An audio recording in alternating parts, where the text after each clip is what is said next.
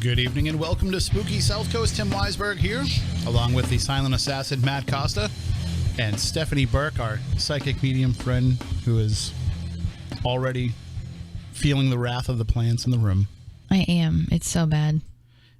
And we are here to talk about the paranormal as we are each and every Saturday night. No science advisor Matt Moniz tonight. He is actually he is hosting. On a spaceship? He's hosting a bunch of people who were on spaceships. Oh, was that tonight? Yes, this is his annual. Let's all camp out on Moniz Island and have the UFOs come and take us away. And not my thing. That's why Matt's not going to be in any hurry to get home tonight. Yeah, I don't blame him. He's just to clarify, they don't live together. Whoops! I just played the Spooky South Coast music over the Red Sox game. Whoops! Just a little bit. Whoops. So for those of you who are just tuning into the show now, that we got a little bit of a late start. See, what happens is the Red Sox are running over the radio station, and the Red Sox have control of the board. So in order for us to come on live and, for us to be able to run our theme song, it runs on the same pot as the commercials for the Red Sox game. So if the Red Sox go to commercial break right as we're ready to start, or if they're anywhere near a commercial break, we can't start until that happens because we can't supersede that pot being able to run the commercials for the Red Sox game. Right. So it's I know that everybody looks at this and says, "Oh, it's internet only tonight because the Red Sox are on, so they should be able to start right on time." No, we actually sometimes have to start later when we're online only just because of that. So that's the reason why sometimes it seems like, maybe one week we go on exactly at 10 o'clock. The next week we go on exactly at 10:06 like we would when there's a news broadcast on the radio before we go on. And then sometimes it takes a little bit longer, and that's why. Because we have to let everything that it has to run properly, or else they'll tell us that we can't come in anymore during the Red Sox games. So we don't want to lose that ability because it only took us like 10 years to be able to figure out how to do that. So Matt spent 10 years figuring that out. I remember the days of no show during the Red Sox. Right. Or sitting here we would come here waiting. Early. Yes. We used to wait to see if they would come off the air, and we'd have to run the show late. There's been some shows where we had really, really big guests lined up. Yes, I remember that too. They're sitting here, and eventually we just got to the point where we would say, listen, we're not even going to book any big guests. Like, we would only book people that we knew we could bump around. Like me. You or Balzano or Belanger. Like, we would, but there were some shows when we had, like, big-time guests that were coming on with us. There was one show where Kristen Gartland was going to come in, like, drive down from wherever she lives in North Shore of Massachusetts or wherever she was living at the time. She was going to drive down and come and be our guest. I'm so glad she didn't, because we ended up having her just call in over the phone. By the time we got to her, there was 15 minutes left for the show. And in those days, we couldn't go past midnight. Right. So now we can kind of fudge things around a little bit if we need to. We just prefer not to if we can help it, because if we stay past midnight, then all kinds of things get screwed up in the automation for overnight and into tomorrow. So that's just a little bit of inside baseball for those of you who aren't familiar with how the show runs. So that's why it seems like, you think we're in here goofing around and, not getting to work, but we're just sitting here waiting. That's what we have to do. So we do have a full show planned for you tonight. We're going to have some open lines tonight, which I think will be fun. It's always interesting when that happens. Well, see, you weren't here, I don't think, for the last open line show that we did, when we actually got phone calls. Oh, it happened? Because for years we would say, all right, we're going to do open lines, and we wouldn't get any calls. But thanks to all of our friends at LGAB, we got some phone calls, and they were legitimate, interesting phone calls and questions. And so we'll have the phone lines open again tonight for more of that. We'll also have coming up an interview that Stephanie and I recorded yesterday with James Van Praagh, who is coming to the area on Friday night. He'll be in Woonsocket at the Stadium Theater. Stephanie, I know you're going to be there to check that out. I will be there, so if you're coming, to say hi, for sure. Have you been to the Stadium Theater before? I have not been to the Stadium Theater. Okay, so I'm sure we have some listeners in Woonsocket, and I don't want to insult anybody, but Woonsocket's kind of a dump. That's not an inaccurate statement. But where the Stadium Theater is, there's some nightlife going on in that area, but it's also kind of it's a tough spot. Yeah. So try to get there early, because if you don't get there early and get like a spot in the parking lot behind the theater, I think there is a garage, But otherwise, I think... All right, so note to self, get there super early. Yeah, I would definitely try to get there early. You got it. Because you don't want to be hanging around Woonsocket. Although if you are there early and you're looking for something to do, there's a great... I can't remember the name of it, but there's a great tavern, like kind of right across the street from the stadium. A little bit. It's not directly across the street. It's like you have to go just down the street a little bit and then behind another building. But I used to go to Ciro's Tavern. Maybe that's it. In Woonsocket. That's actually, it's haunted. It's super cool. I actually get to kind of like check it out and investigate it. It's like a medieval type theme. Yeah. There's a room upstairs. Pretty sure that's like that. I think that's where we went. And good food, good beer. Yeah. So if anybody else is going to the show, I recommend going there and checking that out. But that will be Friday that he'll be coming to Woonsocket. So in order to preview that, we had him come on the show. He was unavailable to do tonight's show. Right. So we just recorded it yesterday.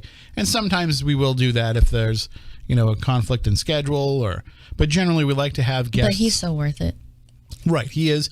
And also, like, we knew he wasn't going to be taking calls anyway. So, we appreciate when we can have him live. We've had him on live before, but then people are like, oh, I can call in and get a reading. And we don't want to have him doing that. So that's why we figured with the limited amount of time that we had him anyway, it just made sense to pre-record it. So we'll play that a little bit later on in the show for you. For those of you watching on Spooky TV at SpookySouthCoast.com, actually the only way you're listening right now is by watching Spooky TV. But for those of you who are, we have video of that interview. So we'll run that during that segment. Fingers crossed that it works. That computer that Matt is using for the streaming, it takes up a lot of power. So he has to call Scotty and see if he can get some more power to the dilithium crystals that run that computer. And if that works, then well, Matt is just a genius, so he'll figure it out. But if not, by the time this goes out, like, to the world, he'll have fixed it. Oh, for sure. Matt's we can't do what we do without Matt. I think on your headstone, Matt, when you die, it's going to say, we'll fix it in post. Because that's kind of his go-to phrase. Whenever anything goes wrong, he's just like, we'll fix it in post. Yep. So we will do that. Also, we're going to be joined momentarily by Sam Baltrusis, who's going to talk with us about the upcoming Plymouth Paracon as well. So we'll find out some more details about that. And we'll find out exactly what's going down, because I know some things have changed. There's some different packages involved with it. So Sam will explain all of that to us coming up.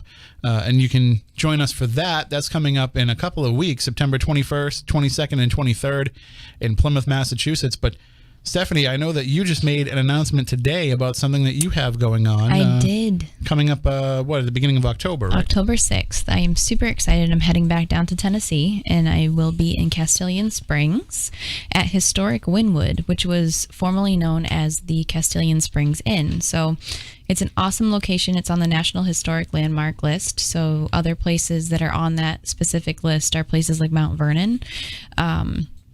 It's an amazing location, full of history. The visitors that were known to stay there were Andrew Jackson, Sam Houston, General John Hunt Morgan, and Jesse James, the outlaw himself. So I am super excited to get in there and check out the history that's behind this place. And there's so much more that we can't talk about until we get there, because it's not public knowledge, but there's even more history to it. So I'm really excited to be able to head down there. It's never been investigated before, so that's kind of a first, and I wanted to get in there and just try to help preserve the history, because it's really different down south. It's not like it is up here for us, where we really take time to preserve our history. We have places that are still standing from the 1600s. There's a time down south where everything was kind of bulldozed and just built over, so that the places that are still standing need help. And there aren't a lot of I don't want to... there's not a lot of folks that are stepping up in that area to put on events. Right. I know there are a few, but generally there's not somebody who is... and some of the ones that are putting on events, to them it's kind of more of a moneymaker than it is about a preservation thing. So... Yep. So I was already supposed to be down there for a different event to do with my other job. And I said, why not just put on an event while we're down there? But let's pick a place that really needs the attention and is super historic. You know probably better than anyone what a history nerd I am. So I love anything to do with history and, old stories and everything like that. And I'm really excited to check this place out. So I'll be there with Porter from the Tennessee Wraith Chasers, and we'll be putting on that event. And our tickets our VIP tickets are, I think we have 8 left since a couple hours ago. My readings were sold out in 15 minutes. It was kind of crazy. Yeah, it's not going to be a huge event. It's very limited, so you want to jump on it if you're going to take part. Absolutely. And people can get tickets on your website. They can go to stephanieburke.eventbrite.com to get tickets. And we can't wait. We're super excited to go. Can't they just go to stephburke.com too and get them? That will link them to it too, yeah. Right, so. Well, actually, give me a second. No, not yet, because I haven't put it up on Facebook. Oh, jeez. You got to see. I'm the worst. I've been working all day, but I did get it out there, and the tickets are already halfway sold out, so I did something right. Just because you want to give them the shortest email address that you can, the shortest web address that you can. I work in marketing. I preach this all the time, but that's the fastest way, stephanieburke.eventbrite.com. And who knows, by the time the show is over, all the tickets could be sold out and you won't even need to put it on the page. Because but stephburke.com will lead you to the Facebook page, which has the link right now, but not under the event section yet. I'm still working on that.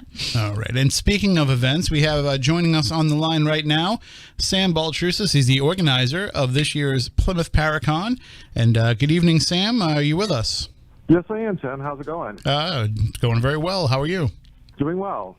So we're excited that we're just a few weeks away from the entire paranormal world descending upon one of my hometowns, and America's hometown, Plymouth, Massachusetts. Absolutely. It's a hidden gem in New England, definitely. And so this is going to be the continuation of what you started last year with the Provincetown Paracon, but it's also going to be taking things in a completely different direction because you're dealing now with a history that, Provincetown history, a lot of people didn't know going into it. Plymouth history, I think a lot of people are going to this event thinking they already know about Plymouth from learning about the Pilgrims and all of that stuff in school, but there's a whole other side of Plymouth that people just don't know about. Yeah, we're going to be in the epicenter of that history. I mean, Town Square is where it's the hub of the haunted corridor, I call it, in Plymouth. We're right next to Burial Hill. The John Carver Inn is allegedly haunted as well. So this is where the Pilgrims first had their settlement in the area that we're going to. And just the hotel that we're going to be in, you mentioned it being haunted. If I remember right, the story goes that there was a house there that there was some medical students staying in the 1800s, and they would go up onto Burial Hill and rob the graves to have cadavers to practice on. And they were bringing them down into that house that stood where the John Carver Inn is now. So we're dealing with probably some pretty angry spirits left over from all of that stuff. Yeah, actually, I'm going tomorrow, but I've done an investigation already, kind of like a pre-investigation at the John Carver Inn. The room the haunted room is 309 supposedly, and we picked up crazy responses in regards to that. And also Burial Hill is probably one of the most haunted cemeteries in Massachusetts, second to Salem. So it's on the same level when it comes to hauntings to Salem. And not only that, but it's just to be there and to stand there where so much history took place. I mean, that was the site of the Pilgrims' first fort. That's where some of the Pilgrims are actually buried. And you can stand there, and you're standing, in a spot that's seen every day of America's history going back before there even was a country here. And so you can't help but feel that when you're up there. When you're standing in the spot where they stood and seeing the sights that they saw and the way that they saw their world, it's pretty overwhelming. It really is. Like the Native American history alone, as someone that's sensitive to the paranormal, you pick up on that immediately, and especially in Town Square. The Town Square, there's a marker where King Philip from King Philip's War, his head was put on a pike right in the middle of Town Square. So you can feel that animosity or that tension from the Native Americans leading up to the Pilgrims. And that head stood there for 20 years on that pike. Absolutely, and when I went to the area, I literally couldn't breathe. It was so overwhelming, just feeling the energy that's still lingering there. And I know that with this event, there's a lot of different things that are going on, but Stephanie and myself will be there as part of it, along with the rest of the lineup. I'm fully ready for that entire weekend to kind of be a de facto tour guide for folks. Anybody that's coming from out of the area that's, looking for a place to eat, looking for a place to go shopping in some downtime or what have you, like, come and see me, because like I said, I grew up in Plymouth. I went to elementary school in Plymouth, and it's always been a big part of my life, and I've always known that there's something weird about that town. I've always known there's something that we just couldn't put our finger on growing up there.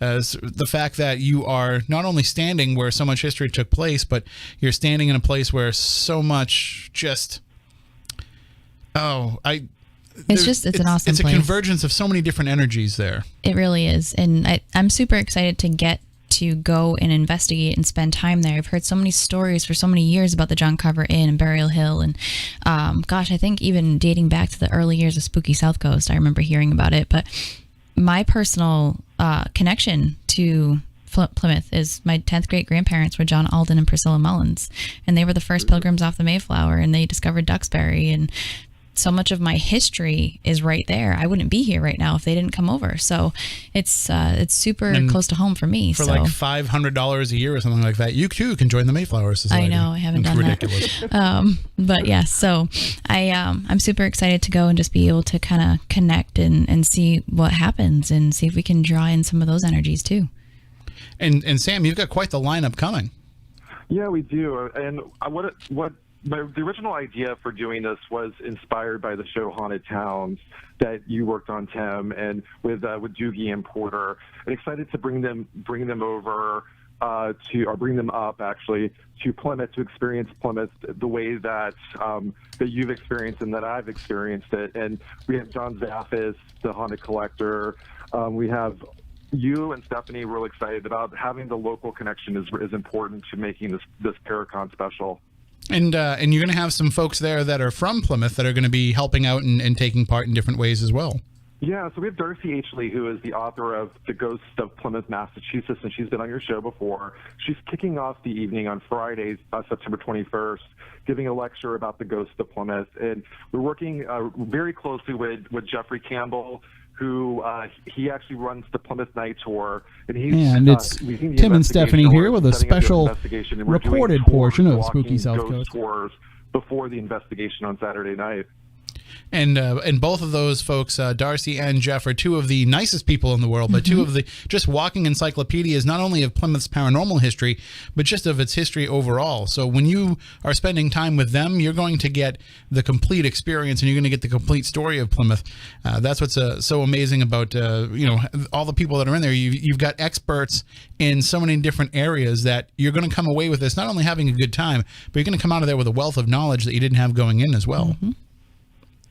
And what's good about the Plymouth Paracon, it's going to be like a boutique Paracon experience. So we're not having, the guests that are visiting, they're not going to be sitting at tables, not interacting. This is a very hands-on, interactive, intimate experience with people that you see on television, the people that you watch on Spooky South Coast or listen to on Spooky South Coast. So this is a wonderful way to really have an intimate, wonderful experience with people that you respect in the paranormal field over a weekend. And we've got in the chat room on Spooky TV at SpookySouthCoast.com, we've got Rebecca in there, who actually was my classmate in Plymouth. That's super funny. When I went to school there, in elementary school. And she's a huge fan of haunted towns, and I think she told me that she created her Twitter account just because of the show. So see, there's a long paranormal connection going all the way back to third grade. Third grade. That's where it all started. But and that's, I think people will really, when they get to Plymouth, it's an amalgamation of many different things. The history is there, but there's also a very strong youth culture. There's a very strong civic pride in that town as the 400th is coming up. There's also a very strong community of young people, especially young business owners. So there's going to be shops that people are going to want to go and visit. And there's going to be sites that they're going to want to go see. So in addition to all the great stuff that is happening with the Plymouth Paracon, you're going to be in this town where so much stuff is available to you, and we'll still be pretty much in the season because even though summer is over, the autumn is beautiful here. A huge time for Plymouth, especially leading up all the way to Thanksgiving. So there's nothing like New England in the fall. Sam, did you try to get the Mayflower to come back in time? Because I know that it's... tried. Yeah, I didn't realize that the Mayflower was under renovations when I booked a year ago, but it'll be there in spirit. And truthfully, the stuff where we're going to be, you want to be. This is a different experience that can't really compare you to the Mayflower. So I think that, the idea of just experiencing, you probably don't even would want to go out to the waterfront to see the Mayflower. You want to stick around the cemetery near Town Square. Right. But I mean, we're starting things off Friday night with the VIP experience, but come up early on Friday, spend some time around town. Yes. Stick around Sunday afternoon, spend some time around town. Plymouth Plantation will still be open if people want to go there. There's plenty of stuff to see, but as you said, there's going to be so much stuff going on around the John Carver Inn and in that area that, you're going to need to be kind of focused on that. So let everybody kind of know about the different things that are available if they want to take part and all the different ways that they can take part. Sure. If you want to experience the entire weekend, there's a VIP ticket that will give you access to everything, including the Friday night VIP party, the Saturday event and lecture series, and also the investigation starting at the Church of the Pilgrimage on Saturday night. And then we're very lucky to have Stephanie, who's going to start off the investigation with a group meditation or just reaching out to and setting up safety for when it comes to the investigation on Saturday night. And Sunday, it's going to be a wind down session. We're having breakfast at the John Carver Inn, and then hopefully people will be able to go to the grist mill, which is literally across the street, and they can hang out and hopefully see the ducks with you, Tim, if you're able to go. I love the Jenny Grist Mill. It's one of my favorite places. And people don't realize this. They go there and they feed the ducks, and they don't realize there's actually a little footbridge that you can walk over to. There's another island where you can actually go and get away from all the cars and sit and feed the ducks. So just as long as no geese show up, no swans show up. Swans and I don't get along. I heard the swan story, and it's such a good story, and I still laugh my butt off every time I hear it. I had to punch a swan once. Yeah. It's just so amazing. So, just a small PSA. If anybody loses Tim and we don't know where he is, just please look for the nearest swan. Yeah, I may check out that island. That's where he might be. But and you mentioned that there'll be a breakfast. Of course, the Hearth and Kettle in the John Carver Inn is just a fantastic restaurant. But there's that VIP dinner happening as well, right? Right. So we're doing a T-Bones on Saturday night, and I learned through word of mouth that a lot of people don't eat pork. But we're still having it on Saturday night, and that is going to be a T-Bones from 6 to 7:30. And the only way to have access to that dinner is to be a VIP member, and it's an add-on for the VIP ticket holders. But I can tell you, I've been to T-Bones many times. There's other things on the menu besides pork. Exactly. So if you don't eat it, you'll find something that you'll love there. And we'll have a vegetarian option and maybe even a keto option too. Oh my goodness! It's some of the best barbecue that you can get up here. Keto's easy. The vegetarian part might be worse, but the keto's just no bread, so it'll be perfect. So we'll oh yeah, it'll be super easy. So everybody can get all this information and get all these tickets by going to PlymouthParacon.com and get them now, because we're coming up on the event itself. We're only a couple of weeks away, so you don't want to miss out on your chance. I know I spoke to the hotel a little while ago, Sam. I know that they were already just about sold out of rooms with the special deal, but there is a special deal if people act fast if they want to get a discount on staying at the John Carver Inn, right? Absolutely, and there's alternatives that are nearby that people can go to as well. But yeah, there's still a few rooms available at the John Carver Inn to experience it. But again, Plymouth, there's so many opportunities for other hotels that are within that area that would be great, like the Best Western, and there's a Comfort Inn as well. Yeah, there's a number of different places that you can stay. And if you're not sure about how to get around, and you're not sure if you stay in this place, if it's going to take you too far away from the action, anybody can just hit me up, tim@SpookySouthCoast.com, or shoot me a message on Twitter or Facebook, and I will be happy to answer any of your questions about all the different avenues that you can take to make sure that you can all come to Plymouth, no matter where you're coming from, and be able to take part in the Plymouth Paracon. It's going to be a lot of fun, 3 days of fun, and I'm looking forward to getting together with everybody and being able to, again, show off, a place where I grew up.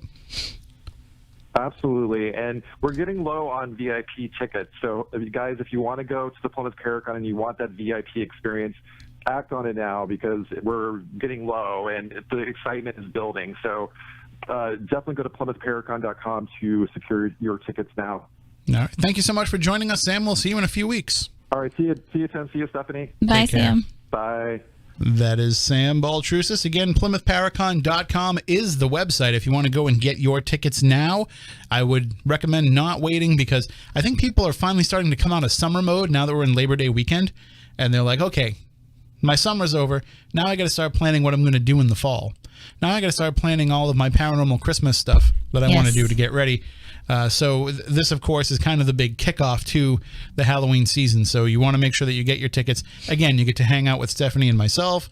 You get to hang out with Porter and Doogie and John Zaffis and Darcy and Sam will be there. And there's a huge lineup of people. It's an awesome lineup too, and I have to say, I was with Porter and John Zaffis this past weekend in Michigan Paracon, and the three of us were talking about how we can't wait for this event. It's going to be so much fun. And a lot of our friends are coming from all over the country just to come and they really are. Experience it's funny because a lot of people are coming from out of state that I know instead of the local crowd. So I hope that the list keeps growing. Oh, absolutely. I keep trying to sucker people into getting on If you've airplanes. if you've always thought about coming to Plymouth, this is the perfect excuse, the perfect reason. And like I said, I don't mind being like an unofficial tour guide and giving you some ideas of places to go and check out. I can even tell you, if you're thinking about coming up for the week, maybe. A lot of people are telling me that they are, especially out-of-state people. They're trying to hit up Salem, Gloucester, the Lizzie Borden House. If you want to do that, we can tell you all kinds of places that will even just in the Plymouth area. Oh my we can God, tell you a bunch of places that you can check out, and of course, so can Jeff Campbell. Like Cupcake Charlie's. No, I mean I meant haunted places. No, the food. You always have to worry about the food. Well, that's why I want to go to. I don't know. Do you say Katie's? I don't know how you pronounce it. I don't know. But the burger bar that's across from the John Carver Inn, they have the Plymouth Rock Burger. It's Iggy's ice cream. Have you been there? No. They have pumpkin flavored ice cream. I've had pumpkin ice cream. It's pretty good. Oh my God, it's so good. But there's McGrath Seafood right on the water. There used to be a great Mexican place called Iguanas, but that's now something else. There's also, of course, Isaac's if you're looking for some fine dining right on the waterfront. Plymouth Bay Winery, excellent. There's no lacking of things to do. And, of course, you're even going to want to visit the little souvenir shop that's right across from where the Mayflower usually is. The Mayflower is actually, it's out of its usual berth for repairs. It'll be coming back in time for the 400th in 2020. Sam, if you're still listening, which I'm pretty sure you are, if I get lost, just look at the winery, not the island punching swans like Tim. You can't get lost in Plymouth. It was a joke. You can't get lost. Well, you can't get lost. I know exactly how to get to the winery. Right. No. If you're at the winery, it's not because you got lost. No. It's because you made a conscious decision. All right. So, but again, Plymouth Paracon coming up. Hopefully, you will all come and join us and let us know if you are coming, so that we can make sure that we say I'm just looking forward to getting to the VIP party on Friday night and letting my hair down. Oh wait. You don't have any more. Yeah. What were you thinking? Normally, I cut my hair in the summertime at the beginning. But it was super late this year. Yeah, I just didn't get around to it, so I figured now I was mowing the lawn and I was like, I'll just go over my head too at the same time. Right. Get it all done at once. Okay, well, why don't we now we will go to our interview with James Van Praagh. Yesterday, Stephanie and I recorded this interview. It's about a half an hour. We'll come back afterwards with open lines for you to call in and share your paranormal experiences, your paranormal thoughts and questions at 508-996-0500. But yesterday we had the chance to interview James Van Praagh again. He is going to be in the area this Friday. He'll be in Woonsocket, Rhode Island at the Stadium Theater. Some tickets are still available, and I recommend getting those quickly because they'll probably sell out before Friday. The stadium is a pretty big place. I can tell you, though, from having done the stage show there, it's a large theater. It probably seats about 800 or so, but you're going to feel really intimate. So when you're there, like it's very close, and it's very haunted, too. I heard that. There's like they're not really tunnels, but there's like all these underground areas where they have the dressing rooms and everything. And when you're down there, it's creepy as heck. So I'm really interested to see what happens when people go there, and when James is there doing his thing too, connecting with the spirits of loved ones who are no longer with us, but also, as I told them in the interview, keep your eye out for some of the other ghosts that are there. I'm excited. I can't wait to get there. And we should hook you up with the people that run it. Maybe they can let you kind of wander around a little bit, and you can that would be awesome. Check out some of the stuff. I don't know Probably how much. not that night, but no, I'm sure they'll let you around. Think so? Sure. Well, you said you're going to get up there early, so you don't have to park down the street. Yeah, so. you gave me that tip, so now I'm going to have to follow it. So it'll give you something to do. All right. So, yes, and Bart L. just mentioned it in the chat room. I will be guest hosting Midnight in the Desert again this week on Thursday and Friday. So make sure, if you're not already a subscriber to Midnight in the Desert on the Dark Matter Digital Network, make sure you get your subscription if you are not going to be able to listen live so that you can catch those shows. But it's $5 a month. It's well worth the subscription to get all the great shows. And so, again, I did 2 shows last week. I'll do 2 shows this week coming up. I have some shows coming up in October that I'll be filling in as well. I love it. It's so much fun. So look forward to talking to you all on that. But we'll be back with the rest of the live portion of the program coming up after this brief interview with James Van Praagh here on Spooky South Coast.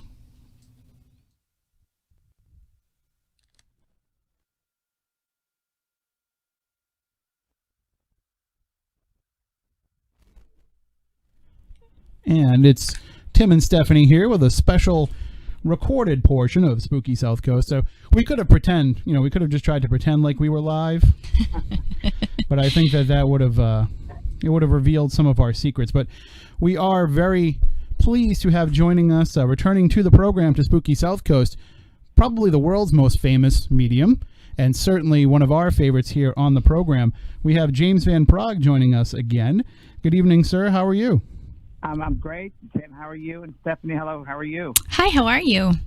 I'm great, thank you. Nice to hear your voice. And we're having you on tonight. Obviously, we love talking to you, and we certainly love every opportunity we get to have to speak with you. But we're having you on because you'll actually be coming up to our neck of the woods this coming Friday night. You'll be in Woonsocket at the Stadium Theater. That is correct. The first time I've been there, so I'm looking forward to meeting all the Rhode Islanders. And I can tell you that I have been there myself. We do a stage show where we go around and we tell ghost stories on stage in front of these really creepy photos. And we've done the Stadium Theater, and I can tell you firsthand, very haunted. Thanks, Tim. That's really nice to know. Well, you would have known anyway. Forward to it. I guess it's called job security. Yes. You would have known as soon as you walked in, so I'm just giving you a heads up. You feel in the atmosphere as soon as you walk in. You do feel it. And I would expect those areas up there in New England to be that way. So, yeah. Well, that must be something that you encounter, though, at a lot of the different venues that you go to around the world, because I think that there's so much love and so much energy expelled for the theater that you probably have a lot of spirits that are still hanging around when you get there to do your performances. Yeah, I have had experiences like that. I've actually remember a couple in England, actually, which I was very aware of. An usher lady who died, and she came through. She was up there in the theater. So, yeah, I've had a lot of those experiences, actually. Has there been any place that you've been to where kind of the spirits that were in the theater itself were overwhelming and kind of got in the way of you being able to connect with the loved ones of the audience members? No, that's a good question, and the answer would be no, not exactly, but I have feedback on my phone. Is that okay? I'm not hearing any. I can turn. I'll turn ourselves down. Voice, right. So I want to lower my octave. Okay. So I've been, the only place that had been really overwhelming for me was a place in San Diego, and actually I'm going to be going back there. It's the Hotel Del Coronado, and I walked in there several years ago with my nephew, probably 10 years ago, and I saw all these ladies wearing Victorian dresses, and I was shocked and overwhelmed. The feeling was overwhelming, and I said to my nephew, "This place is very haunted. I need to leave right away." And we did, because it was, when you walk into a place like that has heavy energy, you feel like you can't breathe. Mm-hmm. Right. I mean, sometimes too, I can imagine that for the folks that are in the audience, even if they're not even if they have no abilities themselves, they have no even just even the remote sense of an ability, they can probably feel being in these places with some of the energy that's around. Because I know as soon as I walked into the Stadium Theater, I said, well, this place certainly feels different. Yeah, it's a very much an atmospheric feeling, a sense. And I really do believe hauntings are mostly residue left over from the soul. Most of the soul has gone on. But there is that memory loop, if you will, that they stay there. And when there's an emotional connection, it seems that it's much stronger. So like you say, if there's a love of the theater or a love of certain things they used to do, they stay there. When I did the show Ghost Whisperer, I remember we went around the sets or went to the Universal Studio, and we actually was aware of very departed directors and actresses who were still there. So that was pretty creepy. But it's also good to be able to get out and, see people and be out there and surround yourself with all the energy of the folks that are there in the audience, both, the ones living and the ones on the other side, but also to be able to bring that, because I know that, you're available to folks in other ways. They can always set things up with you through technological means, but to be there in person and to stand there face to face, eye to eye, and be able to offer them the service of your abilities and to be able to offer them the connection that they need you to be there to make for them, that's got to be rewarding for you personally to see that in their face when you are able to make that connection for them. Oh, without a doubt. I mean, when they learn that love continues, that there is no death, and that love continues on, and that their loved ones are still part of their everyday life, you can imagine that their whole world opens up. And I sometimes I'm very aware of, on a certain level, that when certain information is revealed to the recipient, there's like this opening above them of this light. And it's like amazing that, the energy force of love is so strong. And then you bring that through from the spirit world, the other world, into this world, the recipient, and say things that no one would know about, the specific details. It's a blow away. It changes their lives. It changes the paradigm. And not only for them, but every single person sitting in that space is affected by it. We have been, fortunate enough here, my co-host Stephanie Burke is also a psychic medium, but we've been fortunate enough here to see a variety of different mediums and see how their gift works and how they're able to make these connections. Just kind of refresh our audience's mind on how it is that you're able to make these connections, how it works for you when you're tuning into this gift. Well, how it works for me is I will go into a space without any preconceived ideas, notions, or anything. I blank slate. And before I go on stage, I sit in meditation. And I really, in that time, opening myself to the other world, and I ask them to come close and step next to me and open up the space around me, the atmosphere around me, for them to come in. And I really begin to, if you will, open the chakra points and bring up my power, my energy, get into what we call the power, the effervescence, the essence, if you will. And when I go on stage, I first of all teach the audience about mediumship. A lot of them don't know mediumship, or it's the first time seeing me or seeing a medium. So I explain the process of spirit communication. I also explain what happens when we pass over, when we die, when we leave the physical body, what actually happens, what it's like on the other side. And then I'll go through the process of communication. And then I will bring through spirit to what's happening actually is the spirit will lower their vibration, lower their energy by their thoughts, because they live in a very mental world. But we live in a physical world, they live in a mental world. So it's a thought world they live in. Things are very solid and real, but it's done with their thoughts. Okay? So what happens is they have to think, I must lower my vibration, I must slow down my energy. By slowing them down, it lowers them down to the human level, at which point they will then project a thought, a feeling, a memory into my mind, from their mind to my mind. So the soul really is the mind. The mind is the soul. The brain does a physical death, but the mind continues on. So really what it is, it's telepathy. It's telepathic. So they're sending my mind this information. I see this woman is sending me a picture of herself. She's a dark-haired lady, died at 57 years of age. She died of an aneurysm. Her name, she gives me the name of Helen or Ellen, I'm hearing. She has brown eyes. I know her daughter is sitting in the audience. I know you're wearing her bracelet on your left wrist. where does that apply to in the audience? And the recipient then understands and stands up and says, that's exactly me, that's my mother, or whoever it is. And that's really what happens. And then the spirit will then give me messages and information. I'm known as a survival evidence medium, which means that I bring through evidential details, names, places, events, that no one would know but the recipient and the spirit. And it's to prove survival of consciousness, survival of death, that there is no death. And it's such a healing experience, as you mentioned. So that's really what I do. And we were talking before we connected with you. We were talking about how you were coming here and being able to meet the New England audience. I think that you'll find that when you come here, you'll have a lot of people who are a lot more open-minded. I know that you've done shows in the New England area in the past, so you're aware of this, but you'll find people that are more open-minded and more, I don't want to say that they're more spiritual than they are in other places, but because we're surrounded with so much paranormal activity around these parts, I think people are more willing to understand and accept the fact that, yes, those who have passed on are always around us. Yeah, without a doubt. And it makes my job that much easier because I'll tell you, the hardest place to work is New York. They're very, very hard, very cynical, New Yorkers. And being from New York, it's okay for me. I can work with them because I know how their mindset. But when you go to other parts of the country that are more open, it's so much easier for the medium because the medium doesn't have to go through the wall of disbelief or skepticism, and it makes it much easier. And also, Tim, that's part of around the world, the same thing. There are different countries that are much more open, or cities in different countries. In England, for instance, the northern part of England is very difficult, very closed in many respects. But toward London, the Midlands, then toward London, they're very much more open. So it depends. Really, it is regional for sure. That's absolutely true. I think I have the worst time in the South. Every time I travel south, that wouldn't it's even awful. go to the South. So good for you, Steph. Yeah. I wouldn't even go there.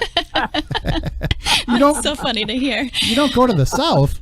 I don't go to the South. No, I went to the South once. When I came out, it was back in '97 or whatever it was, and it was I was surrounded with skeptics and all that sort of thing. And the last thing I want to do is go down the South where the Bible Belt and try to fight that. So I never made it there. I've had the pleasure of doing some readings down in the Tennessee area, and I break through. But yeah, I'm sure you would. I'm sure they talk about me in church on Sunday morning. So.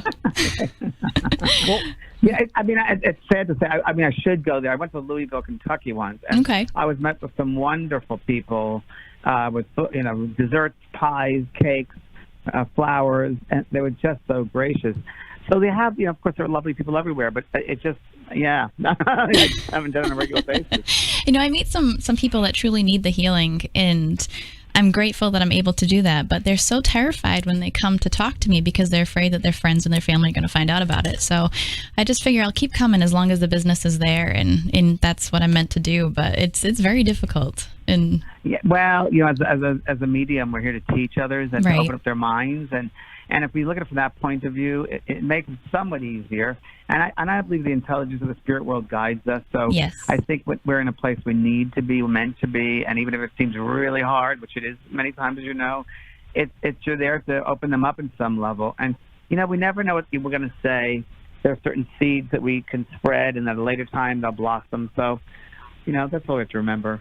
No, it's so good, and thank you for saying that, because we try to push that out, even on our radio show all the time, that everybody should be open-minded, and we do try to plant seeds to try to change people's minds out of a negative mindset, especially. So that's awesome.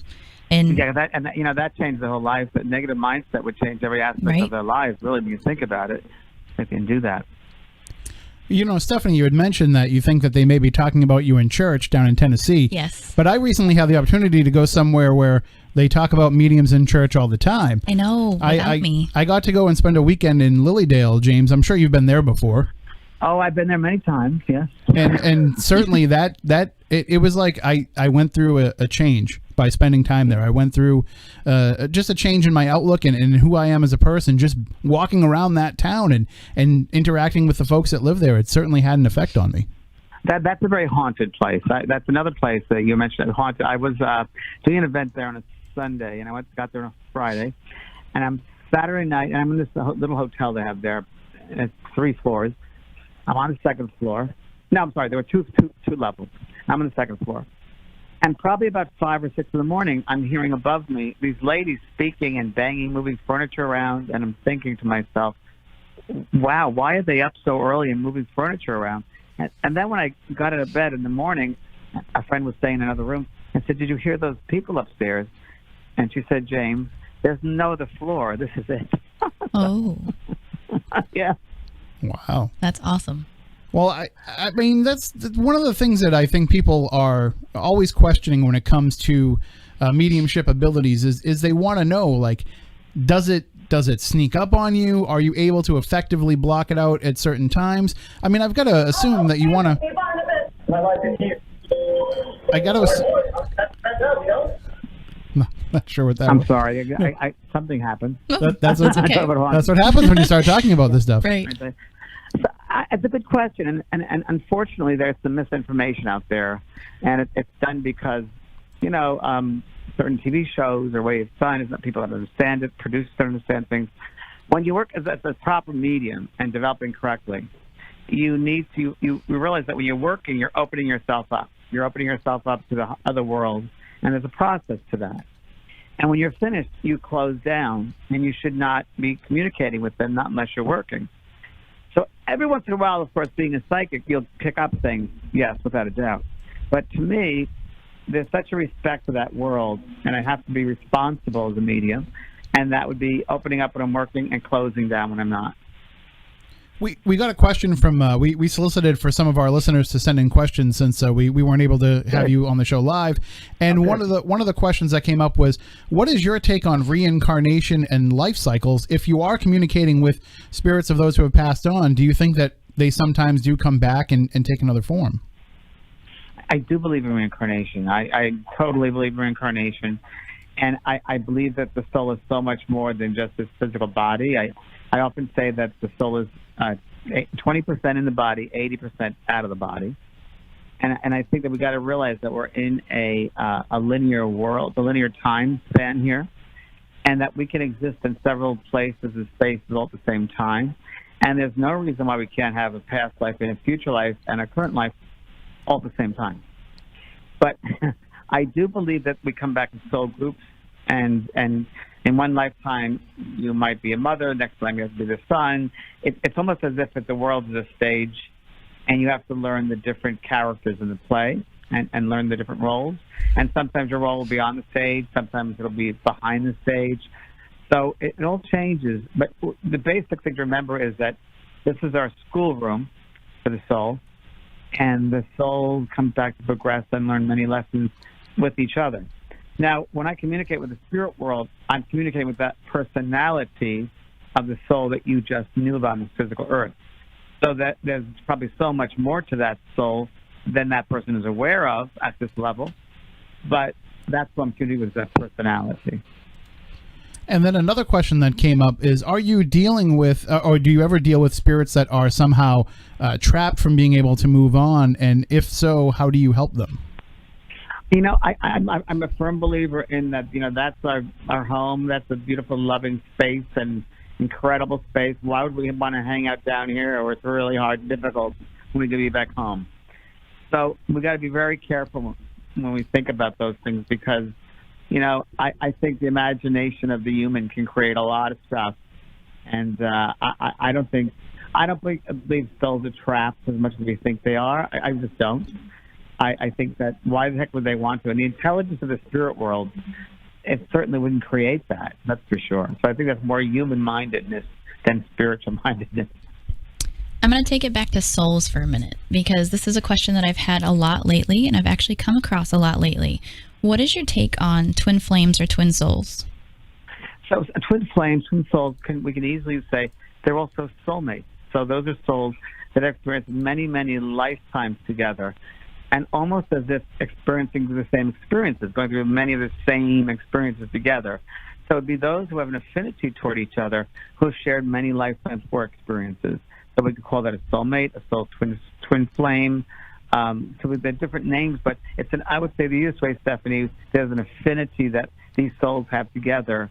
Also, you'll find that with twins, regular twins in physical life, that they're so connected. So it's those souls that have had many, many experiences together and shared lives, many lives together. One of the other questions that came, and I don't think he'll mind me blowing up his spot and saying who it was that submitted the question, but this comes from noted skeptic Ben Radford, who wants to know why. Well, I don't know him, so it can't be too known. Right. He wants to know why, if these abilities do exist, how come more mediums aren't able to use them to help solve like missing person cases and to be able to tune into those spirits who might be looking for help in helping to figure out what happened to them? Well, yeah. Well, listen. I think it's very good to be skeptical. I'm very open to skepticism, but I think a skeptic. I'm an open-minded skeptic. I think it's great to be an open-minded skeptic because I am.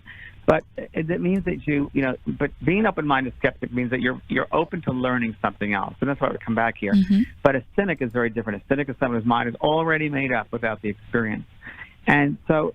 The skeptics, I once had, I'm sorry, I'm going off here, but it's a really good one. I once did a workshop with children, psychic workshop for children on a weekend. And there were all these skeptical people, whatever it means, skeptical people at the entrance of the parking lot holding signs. There's no truth in Casper and, burn this mistake and all this weird stuff. And I'm like, what the heck? So I parked my car and I walked out to them. There were 7 of them. And I said, it's 75 degrees in the hot sun in California. What are you doing standing here getting burned, holding these stupid signs up? Well, you can't speak to dead people. Nobody can. I'm like, well, I don't understand that. Well, you do this. And I said, have you ever seen me work? And the man that was speaking for the group said, no, we've never seen you work. Well, I said, how can you make up an intelligent choice, a solution to this, without seeing me work, having the experience of watching and observing how I work? And he said, he had no answer for that. And I said, come be my guest at my demonstration next weekend in Mission Viejo. And he said, what? And he looked at me like I had 3 heads on my shoulders.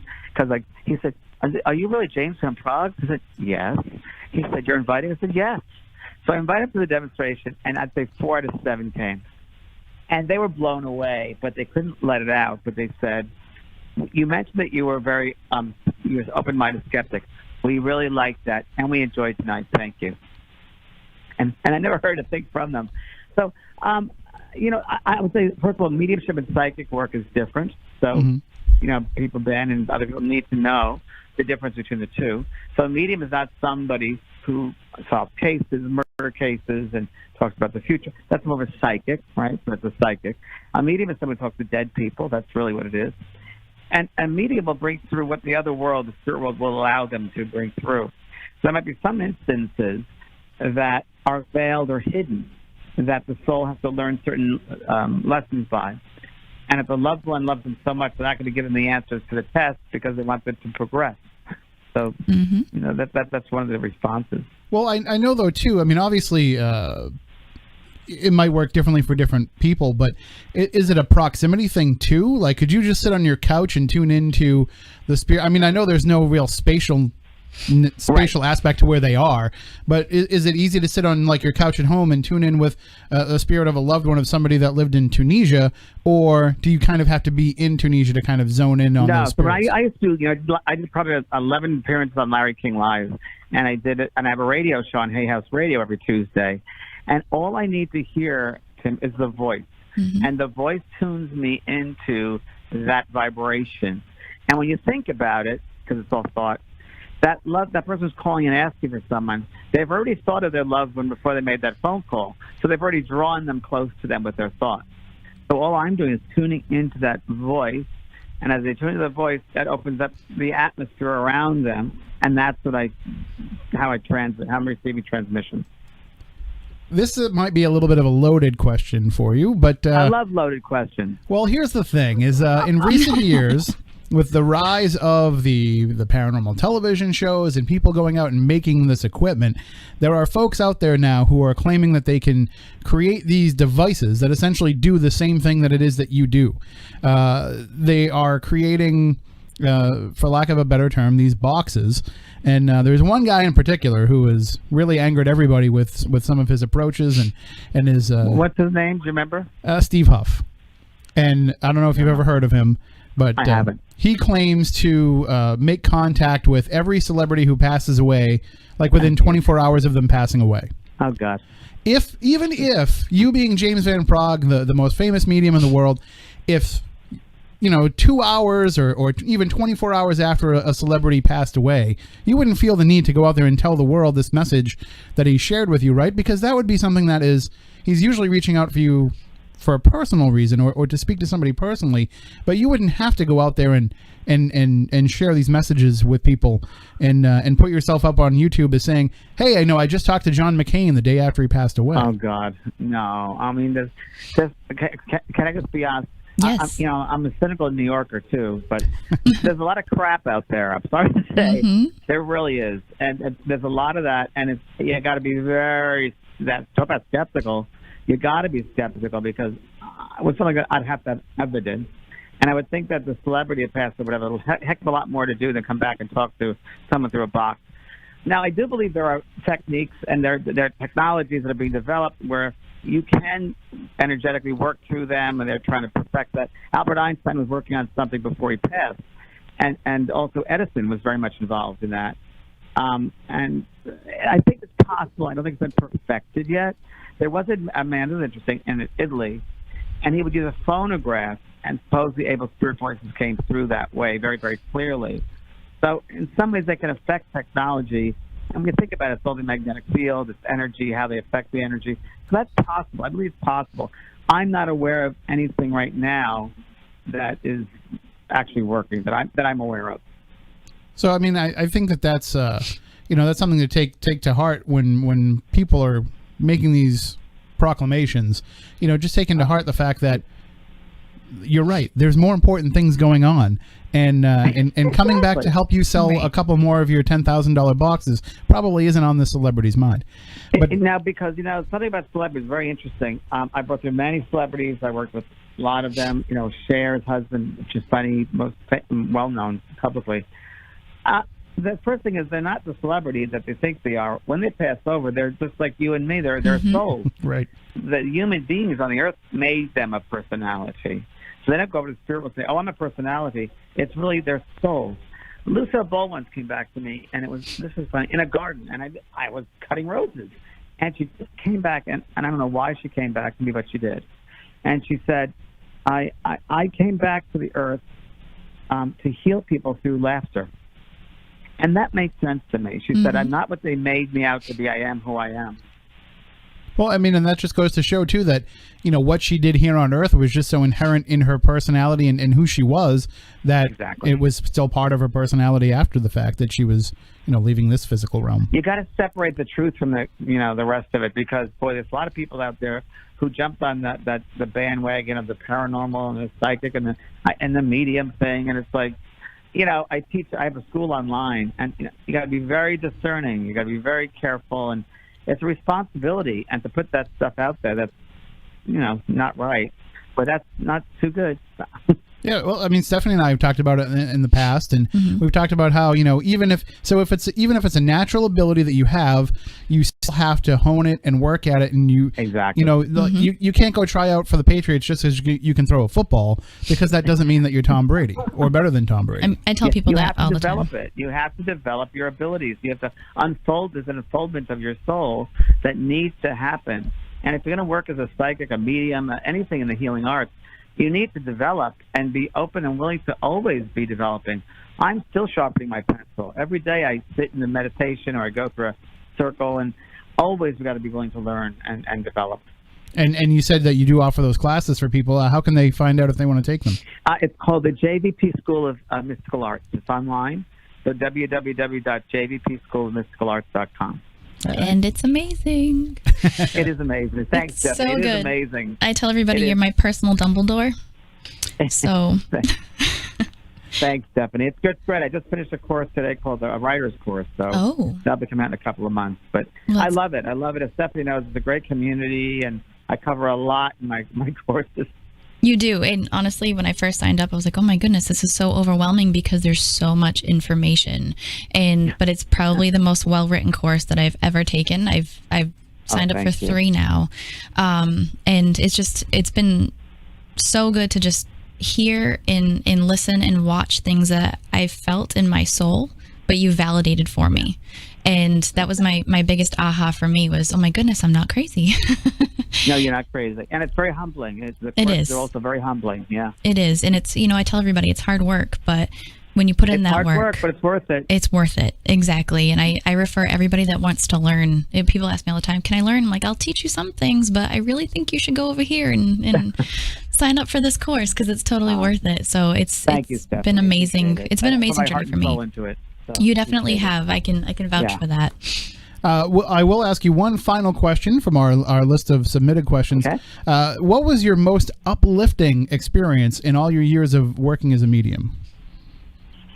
Oh, how could you ask me that question, Tim? That's just so crazy. 40 years of doing this work. How could I remember what I'm doing yesterday? There was one experience that happened that was just blow away. Every time you do it, as Stephanie knows, it's a miracle every time you bring through a message for somebody, and it's just mind-blowing. But, you're kind of in an altered state of consciousness, so many times you can't retain, the messages that have come through.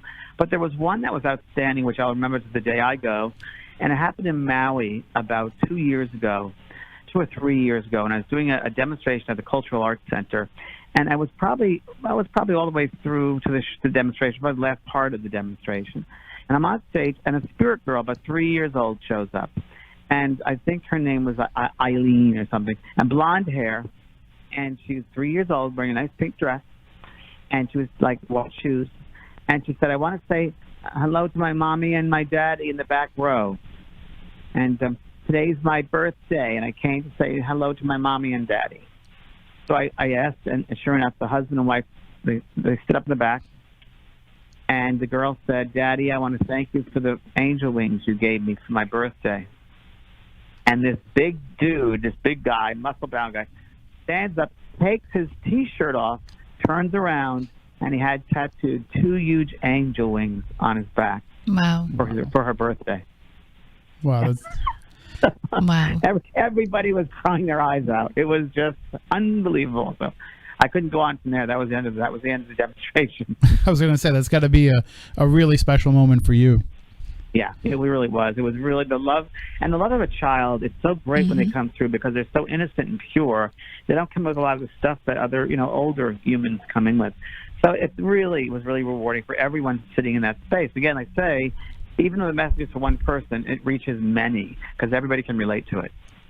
And people will have that chance coming up next Friday to make those connections with you when they come out to see you at the Stadium Theater in Woonsocket, Rhode Island. Stephanie, I know you've had the chance to check out James's show in person. I have. And honestly, by far the best demonstration of mediumship that I have seen in my entire lifetime. I've seen a lot of people. Wow, thank you, Stephanie. Appreciate that. Thank you. I was born and raised in this lifestyle, and it still fascinates me to see what you can do and to see the help and the healing that you bring to people. I was lucky enough to see you when you were reading with Maureen Hancock about 4 years ago.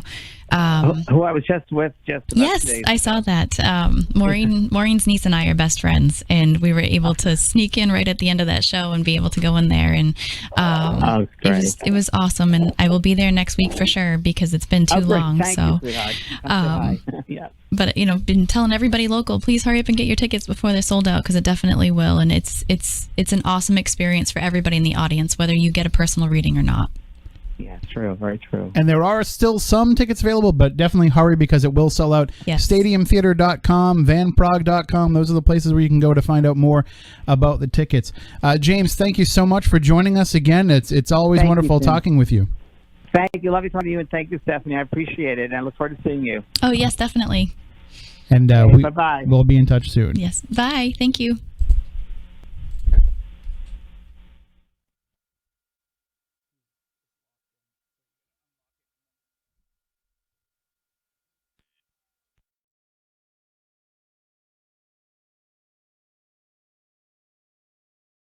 Want to get those tickets, get them at the Stadium Theater website, get them at vanpraagh.com. Get them soon because they will sell out.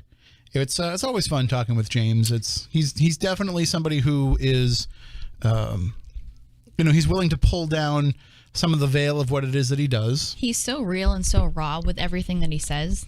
That's why I was so attracted to the way that he demonstrates his mediumship and the way that he presents himself and the way that he teaches his classes. It's just so real. And he has an answer for everything. And if he doesn't, he's honest about it, or he tells you what his take is on it. So I absolutely love everything that he does. And I was explaining to someone that he doesn't just do any radio show either. That's very correct. We had to go through a process to get him on the first time. And so then, he said that he would come back, and we held him to it. So glad that he could come back. And if anybody else wants to check him out, you can get your tickets again, stadiumtheater.com or at vanpraagh.com. Those are both sites where you can get tickets to the Stadium Theater this Friday night to see James Van Praagh live and in person at the very haunted Stadium Theater in Woonsocket, Rhode Island. And if you're coming up for that, I can't wait. If you're coming up to that, you might see Stephanie there, so you can say hi to her. And yes, come find me. Say hi, please. That'd be nice for her to be in a room full of people looking for a psychic reading, a mediumship reading, and not having to be the one doing the work. It's kind of fun to be in the other side of that. Do you ever, well, not the actual other side? No, just the physical other side. But do you turn? So if you're there do you turn off your abilities, or do you turn them on at the same time to see if you can kind of pick up on the same things he's picking up on? I don't do that because when that happens, and I've read with other mediums at the same time before, it's almost like the spirit will give each of us different information. So I try not to do that. But that's different when you're reading with another medium, when it's the two of you together standing in the front of the room. You're talking about. Oh, okay. Same thing will happen if I'm sitting in the audience. Okay.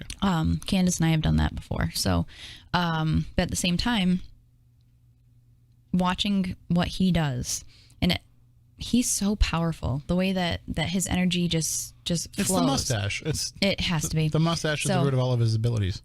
Candace and I watched him that first time, and we were sitting in the very last row because obviously she's Maureen's family, and even though we had tickets, we wanted to make sure that you don't want him picking up on what you're putting out there. Well, we just figured, let's stay out of the way. And I was sitting there, and Candace started laughing at me. She's like, "You're going right into reading mode," because I do certain things that give it away. And I was like, "I know, I can't help it. I can't stop it. I can't control that. I'm just so affected by the energy in the room." And it was really, really hard to keep that block up. So even when Candace used to do readings, gallery readings at my office, if I sat in the room, it was really hard for me to just shut down, because that energy I'm so used to, it almost like forces you into that mode. So it's very difficult to sit there and watch something like that without doing that. But I want to be able to just sit and watch and enjoy it. And obviously everybody there wants to be read. I would want to be read too. Does alcohol dull your abilities? Dull them? Yeah. No. Okay, because it fires them up. I think you can get drinks at the Stadium Theater. Yeah, no, that's not going to help anything. Okay. It's good for a night out too. Oh, of course. So that natural guard that everybody has up, obviously when you drink alcohol, it comes down. People don't have filters. You have liquid courage, things like that. With me, that guard is that guard that goes up to other people's energy, and obviously the other side. When I drink, that guard goes down, and I can read nonstop. It's just not safe to do that. So that's why I really don't drink. No, if I get drunk, I can't read anything. Right. I'm like, what's this say?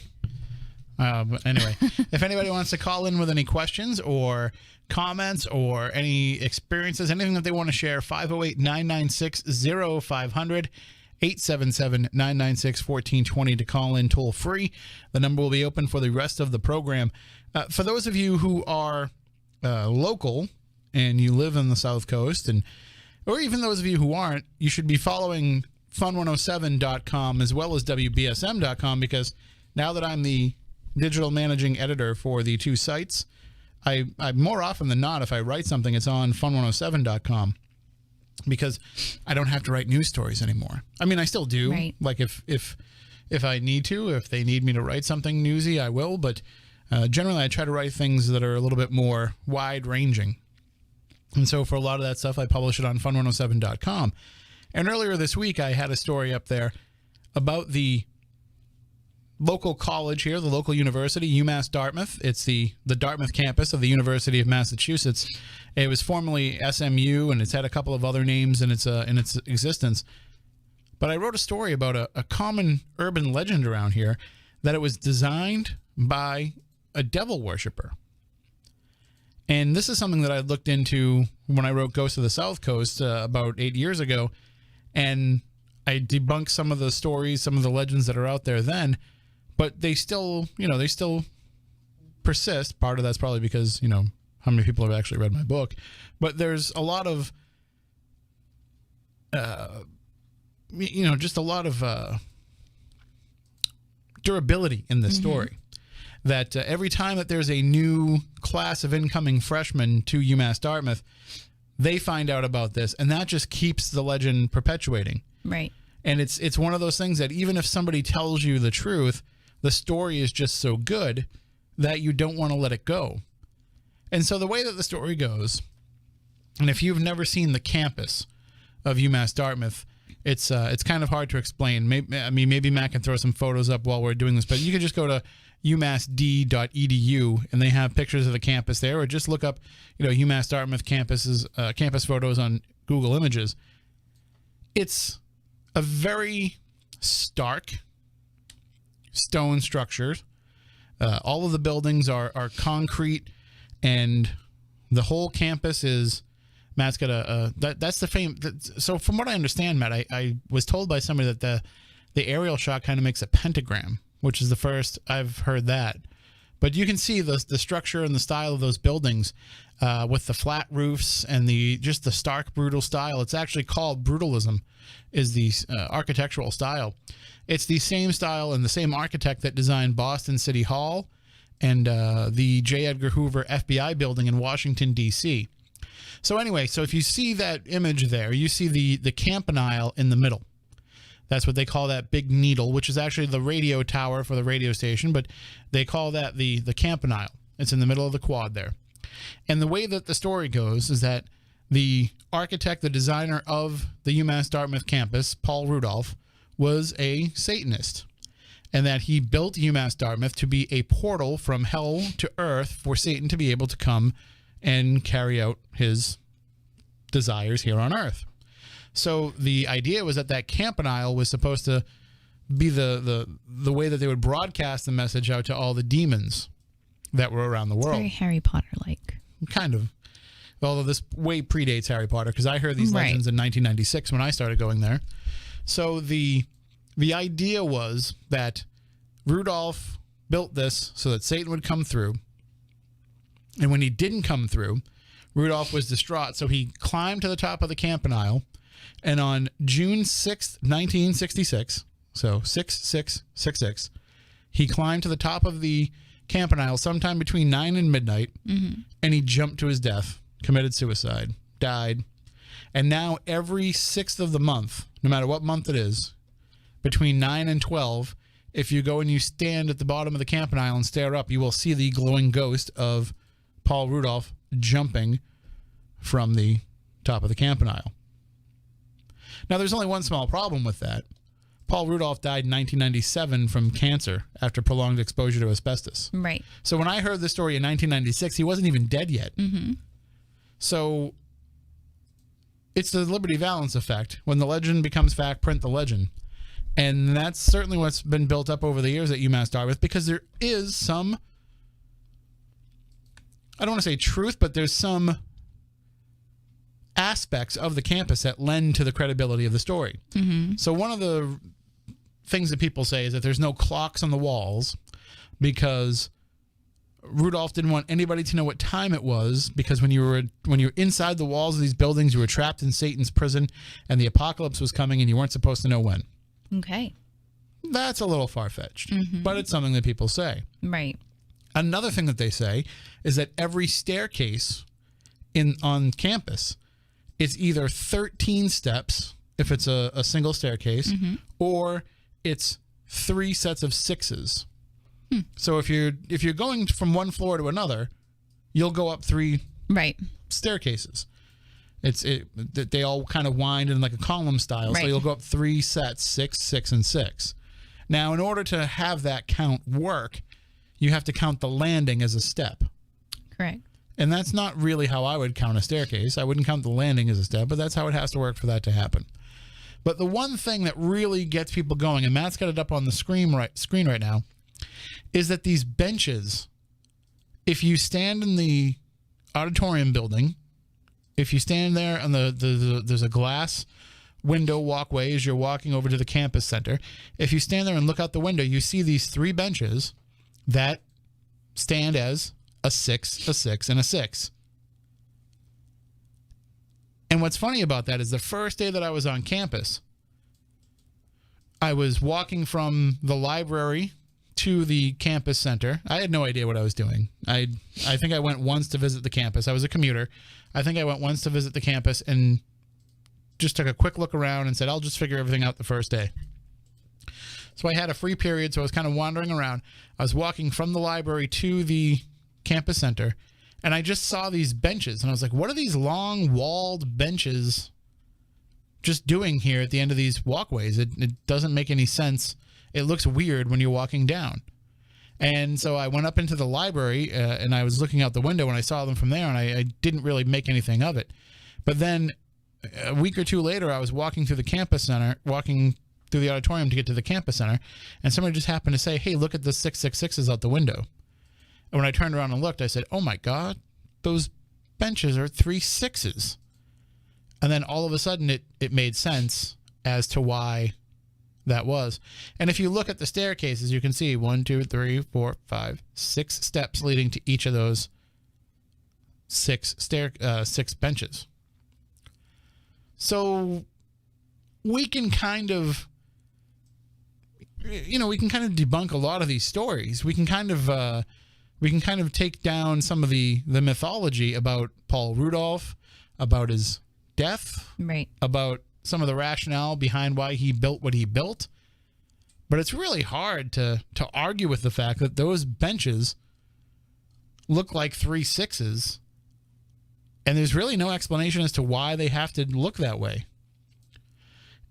There are other instances around campus of those benches, Right. but not in 3 6s like that. Where there's like a long wall and then an enclosed area. A lot of the inside the actual academic buildings, they have lounge areas where it's the same idea. It's like a long wall of benches that kind of curls around into an alcove, but it's not 6s like that. And everybody keeps saying that too when we put the photo up that Eileen just mentioned in the chat room. It could be a 999 if you're looking at it from the other side. But the way that the campus is set up, you don't look at it from the other side. Right. There's a whole space of quad in front of you. You can see it from the library, but it's kind of far away. So all the quad is in front of you. The way that it's set up is right in front of the auditorium building. You see those 3 6s. Right. So it was made to be viewed from that angle. Yes, it was. And if it was 999, then that just means that all the phones in New Bedford are just telephones to hell. It's very right? true. Like, because that's the New Bedford telephone exchange. But I certainly think that the legend is not going to go anywhere. I mean, it hasn't in the 22 years since I started at UMass Dartmouth. It hasn't in the 8 years since I wrote my book that maybe a few people have read. And I did. The story is just always going to be out there. And the story is always going to be better than the truth. I'd love to know if it's still happening now. Well, we actually, I wrote the story on, I think, Wednesday. And then Thursday morning, I popped in on the Fun 107 morning show because they wanted to talk to me about the story. And they had their intern, Monica, who's a UMass Dartmouth student, and she had never heard any of these stories. Oh, really? So maybe it's died off. But people, you put it up online, there's people like, oh yeah, no, I heard that story. Like, oh, I'm still hearing that story today. But just Monica had not heard that story. So, maybe it's not that prevalent. Right. When I was there, the Torch wrote a story about it. I know the Torch wrote a later story about it because there's one from like 2007 or something online. South Coast 24/7, when that was in existence, wrote a story about it. So there's been enough attention to those legends over the years that it's kind of stuck around. I know in my days of going to UMass Dartmouth, everything was haunted. Anybody you talk to, the dorms were haunted. Certain dorms were super haunted. Other ones, had these crazy stories of, just suicides in horrible stories But that's- and things coming from the woods and everything There's else. like that though in most college campuses Right. around here, especially when you're dealing with the schools in the Bridgewater Triangle, like Stonehill College or Right. Bridgewater State University. Bridgewater State is has very haunted. ridiculous stories coming Yes. out of it, and to the point where I know kids that have gone there to live there that have become commuters because they couldn't deal with the stuff that was going on in the dorms. Right. And Stonehill too. The same. Look at, as we're talking about Boston City Hall, they about the brutalism. They put Boston City Hall up on the TV screen behind us. But there's there's people that have gone to Stonehill too that have said I had to transfer out of there because so much weird stuff was happening. So I'm sure that schools and universities and colleges will always kind of have a high level of activity anyway, because Well, the amount of people coming in and out constantly and the different energies and everything the else. energy they're expelling, Exactly. it's what's leaving its mark. Yep. So it doesn't have to be a tragedy that happens there. Right. There doesn't have to be a... But when a tragedy does happen, I think it amplifies everything. Sure, right. For example, I don't want to speak too much about this because it's still so fresh in people's minds, but folks might not be aware of this, but Zokar Tsarnaev was a UMass Dartmouth student. Correct. And so he was kind of tied into the campus community there, and some of the people that were associates of his were also students there.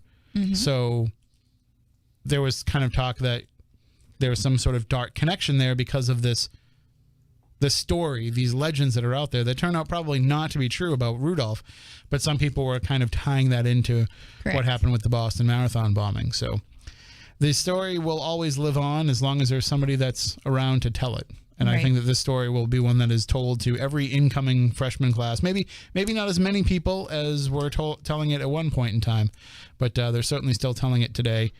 And I just, I'm glad that I got to tell Monica that so she can go tell everybody now at the school. And, of course, writing about it on fun107.com will also help spread the story a little bit more. But what's funny is we were talking about Plymouth earlier, and when I was a kid growing up in Plymouth, so I started kindergarten in Randolph, where my family is originally from, and that's where we lived at the time in Brockton, I started kindergarten. But then I moved to Randolph. I started first grade in Randolph. But then we moved to Plymouth, like with 2 months to go in first grade. And then from that point in time until the end of fifth grade, I lived in Plymouth that whole time. So my formative years were spent living in that town. When I first moved there, I went to this great elementary school that was probably maybe 10 years old, West Elementary School. Everything was brand new and clean and brightly lit, and there was a playground, and it was just, it was a great school to go to as a kid. You felt like every day when you went to school like you were going to a happy place, even though I hated going to school when I first started going to school. But then when I was in the fifth grade, I went to the Nathaniel Morton School, which is down by the waterfront. Like literally when you were out in the field and on the playground, you would look across and you would see the ocean. And it's a beautiful spot right across from the town hall. Right around some of these very, very old houses that have been around for hundreds of years.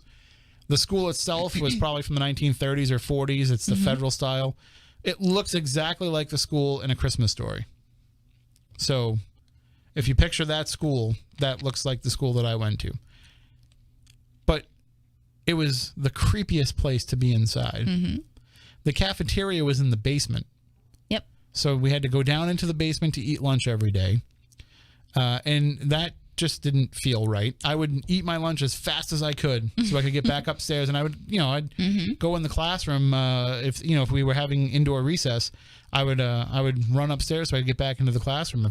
If you were having outdoor recess, you had to wait. They wouldn't let you out until they let everybody else out. It actually got to the point where I joined the music program because you would go to the music room during lunch. So I got to not be in the cafeteria.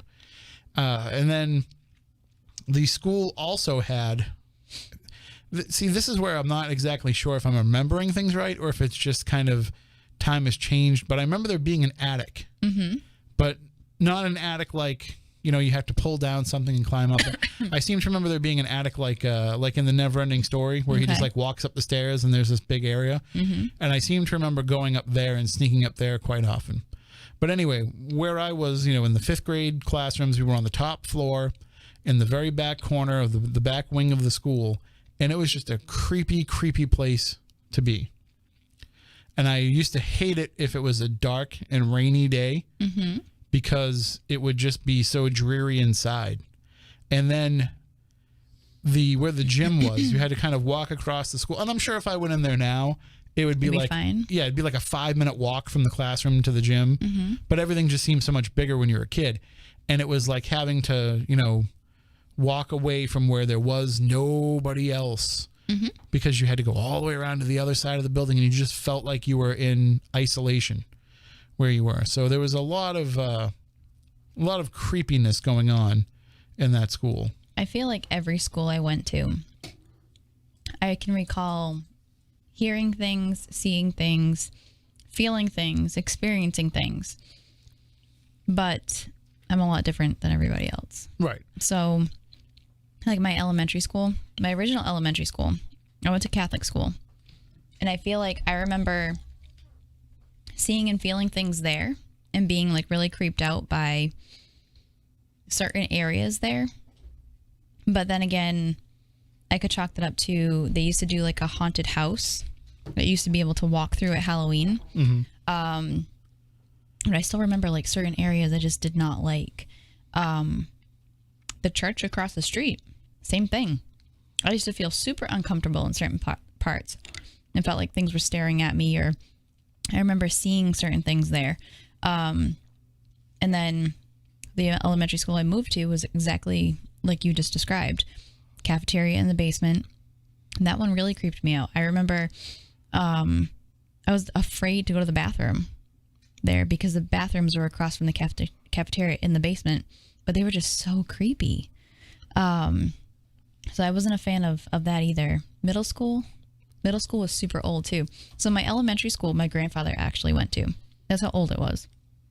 And my middle school was the same. I think, yeah, it was the same because they knocked it down the year after I left.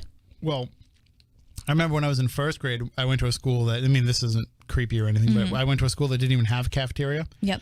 But they used to have us go down into the basement to get our lunch. So you would go down one set of stairs in the back into the basement, and you would just basically walk in a line. They'd be like, here's your burger, here's your bag of chips, get your milk over here, go up this set of stairs and pay for your lunch, and then go back into your classroom and eat. Just as a side note. So like basements seem to be pretty popular places to feed kids, I guess. Yeah. We also had a dentist's office in the basement of my that's really weird 1st grade school because the dentist would come in like once a month and kids could go and get dental care in school. Very weird. I should do that again.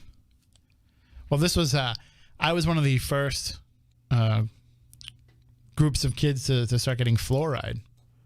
Oh, that's what happened to you. Yeah. So people are still debating whether or not the fluoride is good for the kids, but I remember having to go and get the pills in my classroom every day.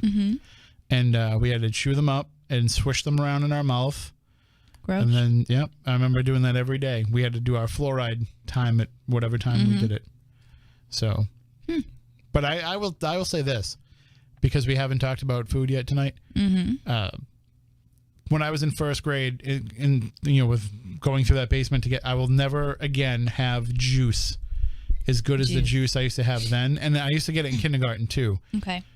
The juice that came, it was a plastic cup with a peel back foil lid. And you could peel it back and drink it, or you could, pop a straw into it. But it was like a little bucket shape. And I will never have juice as good as that. I've bought in every fruit punch in the world. And I was going to ask you what kind of juice it was. So it was fruit punch. Okay. But I've bought in every fruit punch in the world, and I've never really came close to finding the exact same formula as that fruit punch was. But I still try every fruit punch that I can. I'm picky about fruit punch. I almost wish I could I can't even call the school and ask them. Right. Because the school doesn't exist anymore. It's now a police station. But, yeah, just... Somebody has to know. somebody out there went to Randolph schools or Brockton elementary schools around the same time that I did. And you want to hear a weird story? Well, I we guess are it's talking weird tonight, right? I guess it's not that weird when you consider the proximity of Brockton to Wareham. It's about 35 minutes away. But I graduated from Wareham High School with 2 kids who were in my kindergarten class in Brockton when I started school. Really? Yep. How's that for weird? That is weird. And one of the kids that became one of my best friends in high school was one of my best friends in kindergarten. But it was like I didn't know that it was him for a long time. Like at one point, I think I just might have said something like, I went to the Davis School in Brockton for kindergarten. He's like, so did I. Who was your teacher? I had this. Oh, so did I. Hey, wait a minute. Yeah. That's so weird. And then you start sharing stories. And then the girl, she actually remembered, Amy, she actually remembered that she was in the class with us. So That's awesome. But yeah, just a weird coincidence that, three kids. And, that we were all, well, I don't know if Derek and Amy were friends, but the fact that I was friends with Derek and friends with Amy, Right. Still, even though we were all friends back then. I don't know if I talked to anybody from elementary school. I don't, but, through Facebook, you just stay connected with people. I don't even know if I'm friends with anybody from elementary school on Facebook.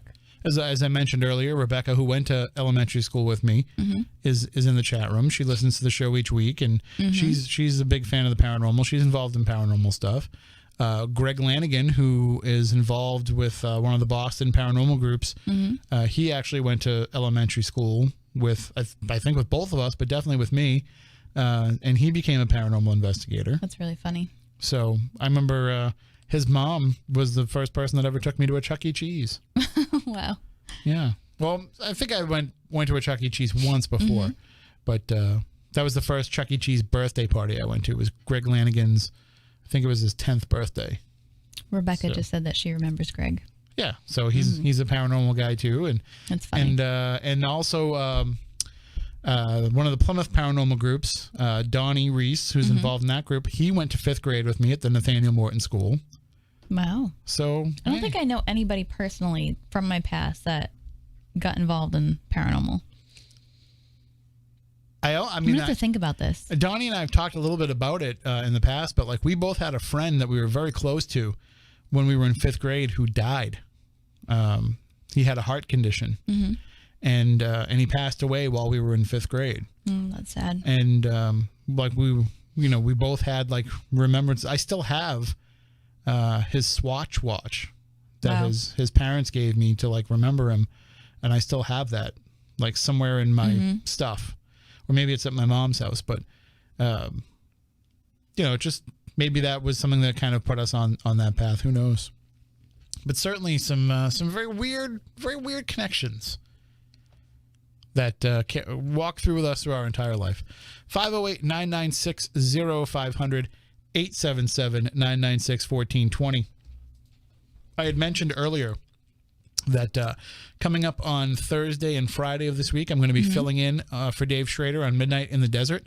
I still have to talk it over with Michelle and figure out what's happening on Thursday night. But on Friday night, my guest is going to be Aaron Cadju, and we're going to be talking about the New Bedford Highway murders. Such a good story. We're going to be talking about getting really into the details, the minutia of this story.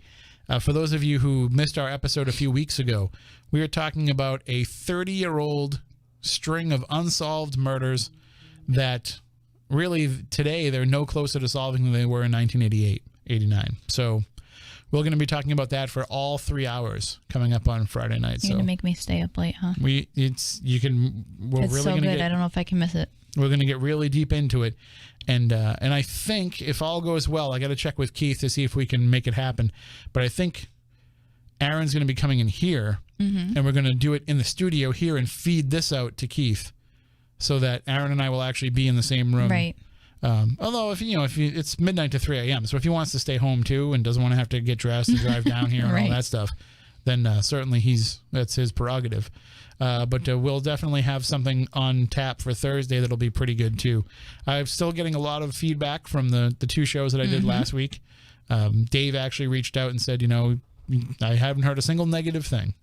So I appreciate everybody for all their kind words. and for supporting me and sitting in that chair, because it's an honor to sit in that chair, and it's hard, you know, when you're Dave and you're coming into that show, Right. and you're trying to make it your own, but also still trying to keep it what people are used to, and then to say, okay, and now this other person's going to come in, Right. and fill in. You know, I'm sure that he was a little bit worried. Mm-hmm. I know he was listening in at some points while he was in Michigan. But certainly, I must not have screwed up too bad if they're having me back again. So You're awesome anyway, so I'm sure it went great, and it's going to continue to go that way. We dealt with some technical issues, but we will, always do. I kind of explained that too. I was like, this is not Midnight in the Desert's fault. This is the spooky South Coast influence. Yes. I'm like that. What was the? Can't remember what the movie was or the TV show when I was a kid, but there was it used to be on the Disney Channel where if the kid touched anything electrical, like it would always short out. Maybe I'm that guy. I don't remember do you know what it was. what I'm talking about, Matt? Let's turn to Matt.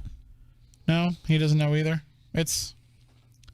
So people don't always remember the Disney Channel from the 80s anyway, because not everybody not everybody paid for it. I think it was. I want to say it was like a throwing me movie. off. I don't know. Was that the premise of Zapped with Scott Baio, or was that something different? It may have been.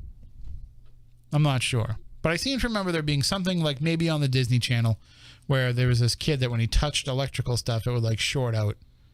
But like he could also like start things with his power too.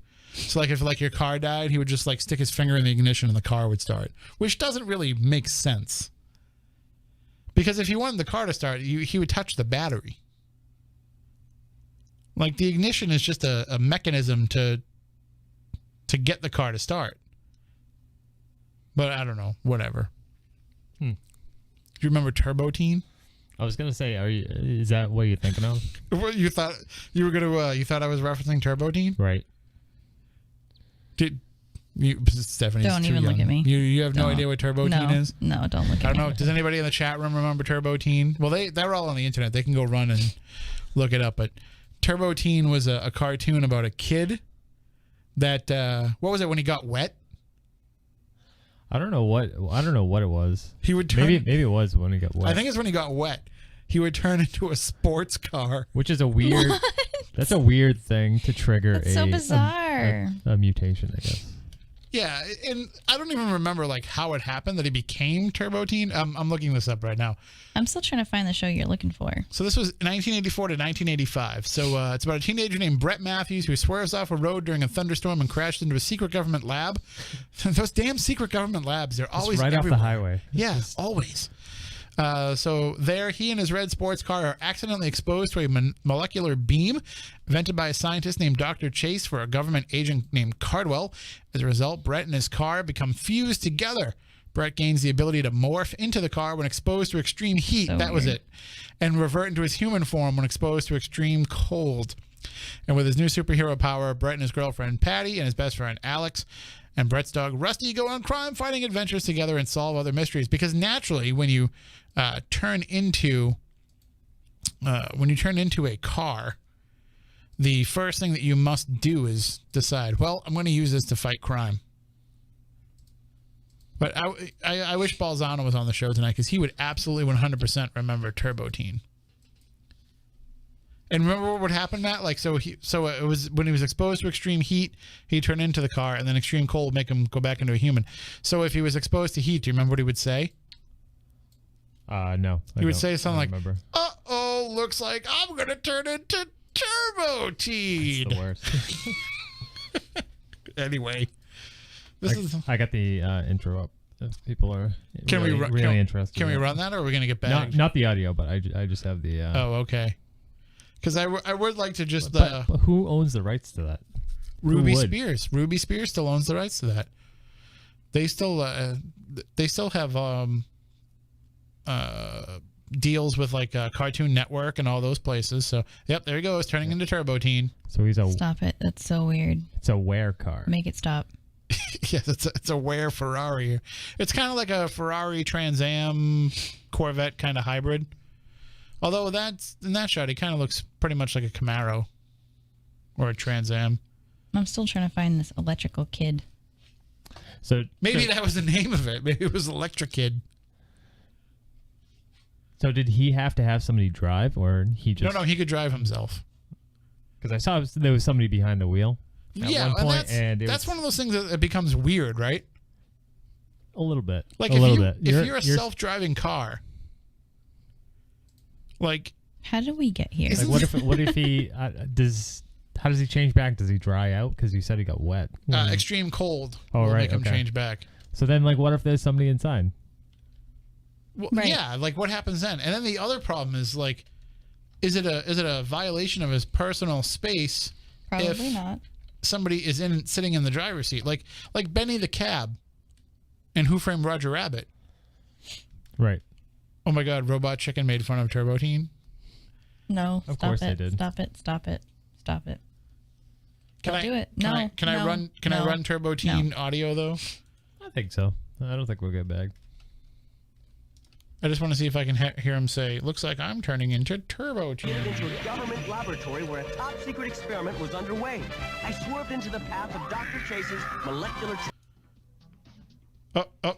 Somebody just spilled on him. Now he's changing back. This is so weird.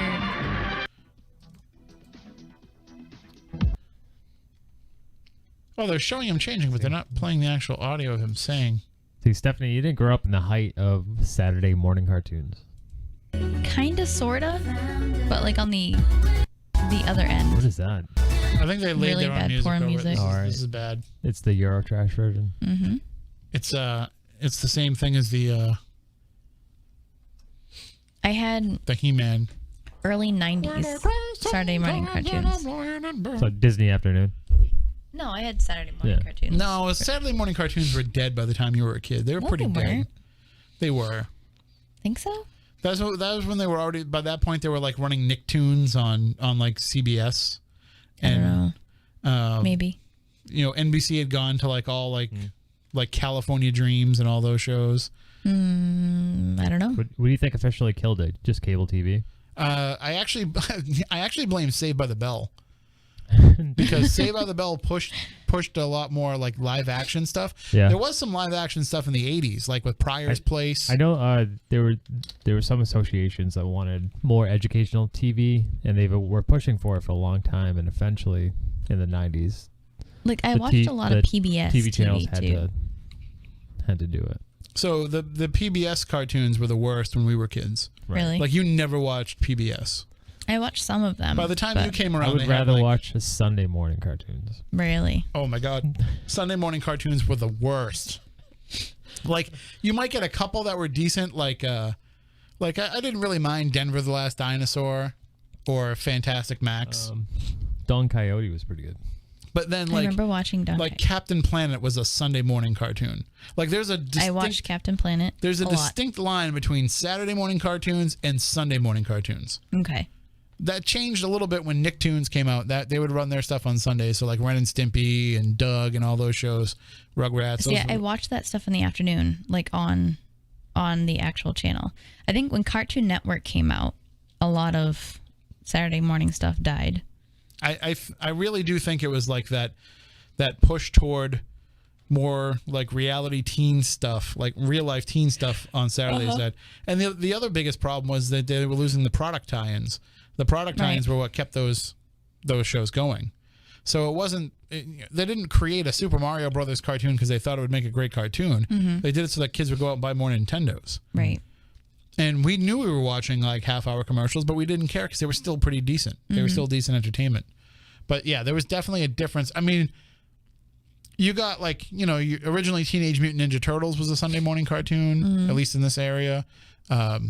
Transformers and G.I. Joe, those were a Sunday morning cartoon. Those were decent. Yeah. But then like toward the end of the 80s and the early 90s, the Sunday stuff just was ridiculous. Sunday was when you would watch Defenders of the Earth just because it was the only one that was on. What was that? Baby, the doity diapers? That was Fantastic Max. All right. He had a rocket ship in his sandbox or something. Yeah, it was ridiculous. It was terrible. I don't know why I said it was one of the decent ones. And I don't know. Oh, you know what else was on was Super Ted. Super Ted, right? They had a lot of like religious stuff on Sundays. When I was a kid, really the only thing that you could watch, like really young, the only thing that you would watch on Sundays that was like even remotely kids programming was Davy and Goliath. Really? Yep. Davy and Goliath would be on at like 5 or 6 in the morning. And so you could watch that. And then Saturday mornings you would wake up early because you would watch Drawing with Captain Bob Caudle. And then you would watch, I know Ross was on hold and he hung up because we didn't go to him. We just kept yammering on. Sorry, Ross. Yeah, you can call back, Ross. And then you would watch Jabberwocky was usually on. Remember Dirty Frank? I don't remember Dirty Frank. No, is this is this a show we're still talking about? Or? Yeah, your cousin remembers Dirty Frank, Nick, because Nick used to call people Dirty Frank because of the character Dirty Frank. Oh, right. There was a show called Jabberwocky with Dirty Frank, and then I do remember that show. Yeah. Yeah. See, there was some really weird stuff like early in the morning, and then if you could just get to like 7 a.m., that's when like the normal stuff would start to come on. I slept probably through all of that. Oh no! You did not sleep on Saturday mornings. You got up as early as you could. Nope. Right. I never got up on time for school ever, but Saturday mornings I was as soon as they started, I was there. Bowl of cereal, blanket. No. I liked my I was sleep. there. That's you had to.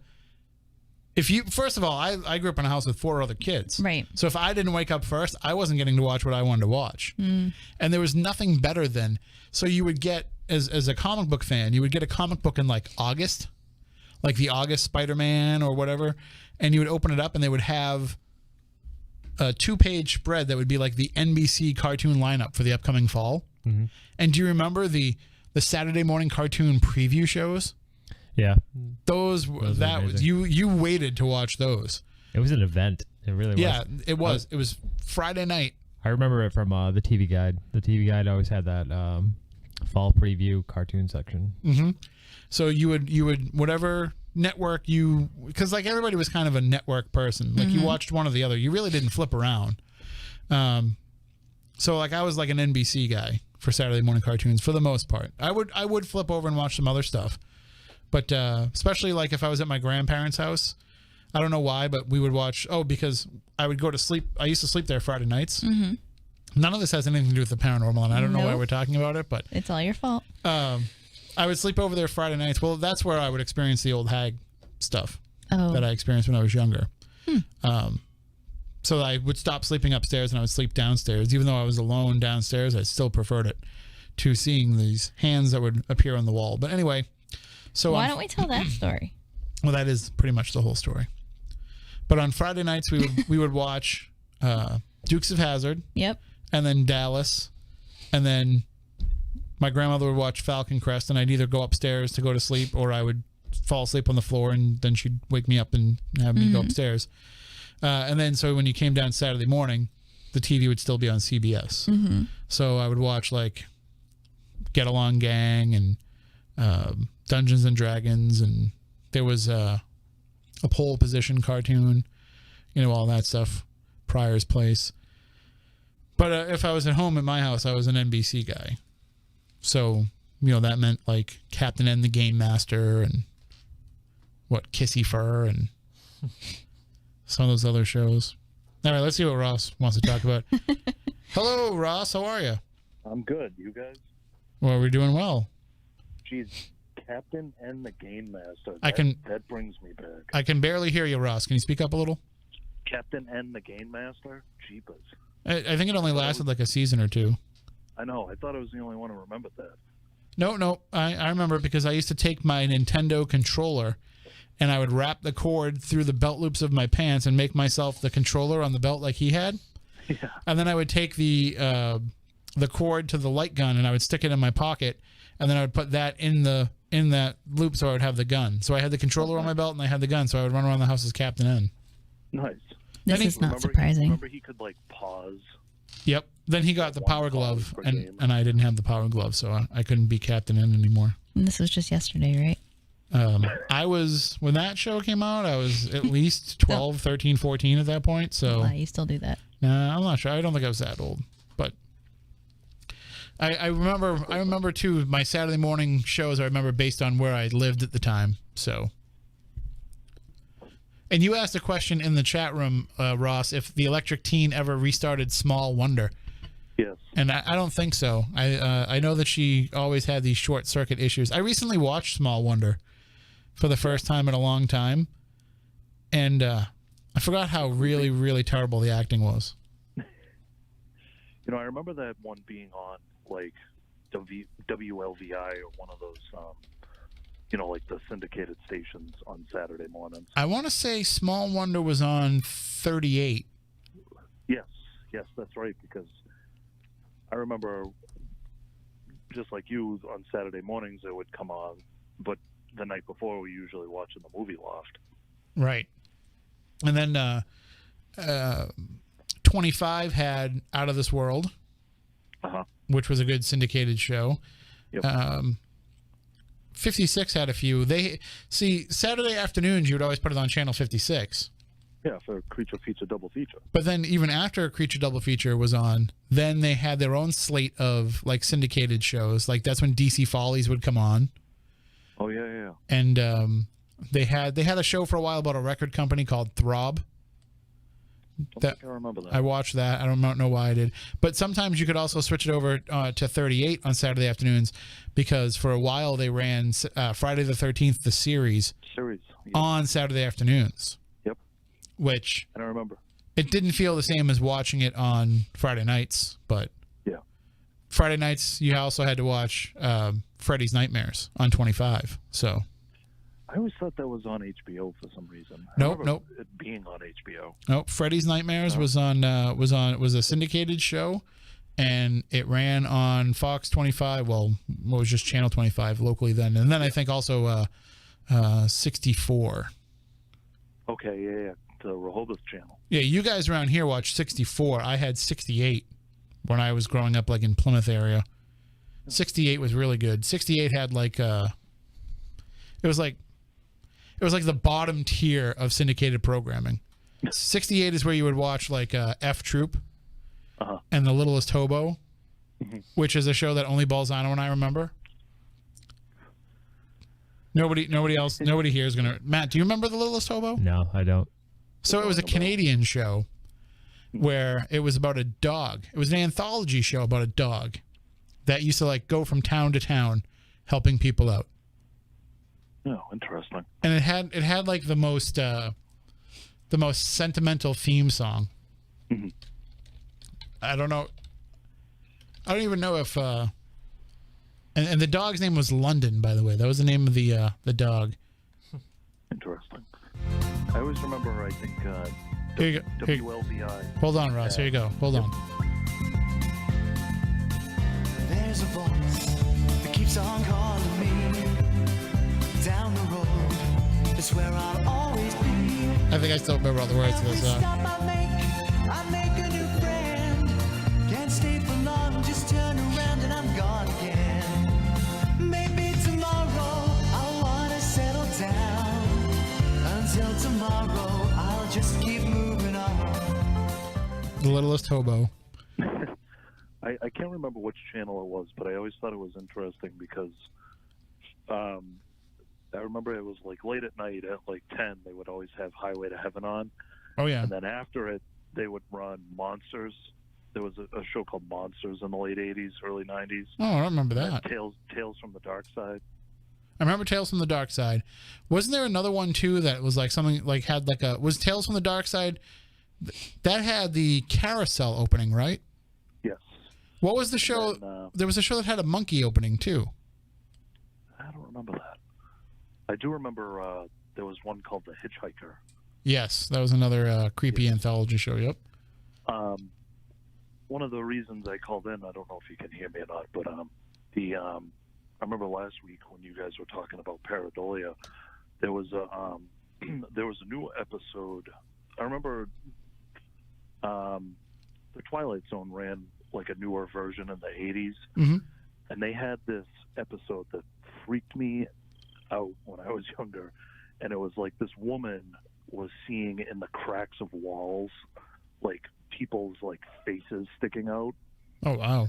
And like the conversation from last week just reminded me of that. And that was like, you know, total when I was younger, going to bed after seeing that, being like, looking at the cracks in the ceiling and just waiting for a face to poke out.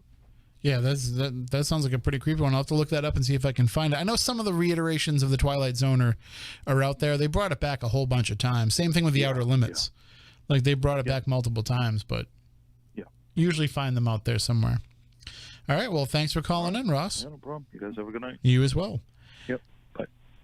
And I will say that we are just about out of time for the show. We've gone a little bit over, but you know, it's kind of fun reminiscing about some of these old shows.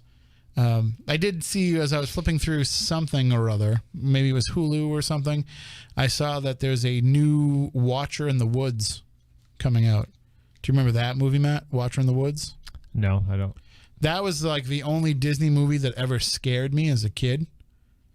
If you ever mention Watcher in the Woods to anybody that remembers it, they'll just say one word: Nurak.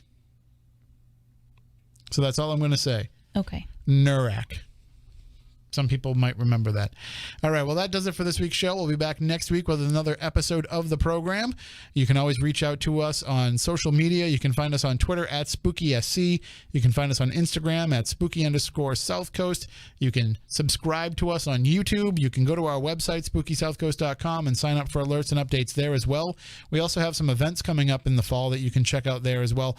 We have the Edaville event coming up. We have the Reverend Parson Barnard House. We have the Bull Mansion in Worcester. All those events coming up in the fall. You can get more details on those at SpookySouthCoast.com. Follow me at Tim Weisberg so you can find out when I know who the guest will be for Thursday night on Midnight in the Desert, because I don't know right now. And also, of course, you can subscribe to that via the Dark Matter Digital Network. Just go to midnightinthedesert.com for that. And of course, you can catch the Spooky South Coast replays every week on the Dark Matter Digital Network. But if you don't want to wait for that, you can find all of our archives on iTunes or wherever podcasts are found, as well as all of our video archives on YouTube. So until next week, for Matt, for Stephanie, I'm Tim. We want you all to stay spooktacular and don't go turning into Turbo Teen.